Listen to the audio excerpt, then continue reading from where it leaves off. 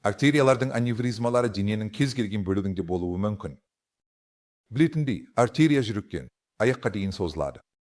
Бұл ауру процесінің әсерінен кеңейіп, үлкейе алады.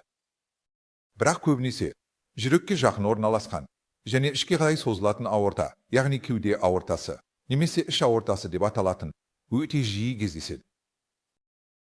Қауіп факторлары әдетте жас, темекі шегу және жоғары қан қысымы, әсіресе бақыланбайтын қан қысымы болып табылады. Сондықтан бұл ауру батыс елдерінде өте жиі кездеседі, себебі қарт адамдардың саны өте көп. Алайда біздің елде де қарт адамдардың саны өсіп келе жатқандықтан бұл ауруда жиілеуде. Сондықтан егер сіз қарт адам болсаңыз және гипертониялық науқас болсаңыз, темекі шегу тарихыңыз болса, әсіресе жүрек ауруымен байланысты болса, аорта скрининг бағдарламасына ерте қатысуды ойлаңыз. Симптомда ештеңе көрсетпеуі мүмкін, себебі ол сыни мөлшерге жеткенше. Сондықтан науқастар әдетте шұғыл жағдай ретінде келеді, және сол кезде емдеу мүмкіндіктері өте шектеулі болады.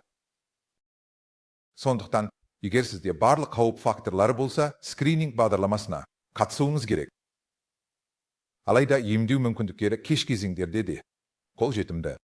Біз әдетте аортаның мөлшерін растау үшін ортограмма немесе ангиограмма жасаймыз, және аневризманың мөлшеріне байланысты емдеу жоспары бар.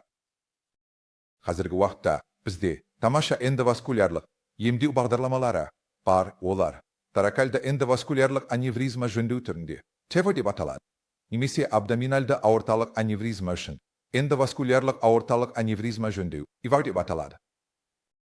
Тіпті күрделі аорталық аневризмалар үшін де бізде тамаша процедуралар бар. Олар гибридті процедуралар және фистрацияланған графттар деп аталады. Сондықтан қауіптер мен асқынулар өте азайтылады. Бұрынғы күндерде бізде тек ашық хирургияның мүмкіндігі болды. Ол өте жоғары, өлім-жітім мен аурушаңдыққа ие болды. Қазіргі уақытта біздің орталықтар эндоваскулярлық процедураларды өте аз. Өлім-жітім мен аурушаңдықпен шамамен бірден аз көрсеткішпен орындайды. Сондықтан, егер сізде қауіп факторлар мен симптомдар болса, біздің маманға дереу көрінуіміз керек. Сонда біз сізді ерте емдеп, ең жақсы нәтижелерге қол жеткізе аламыз.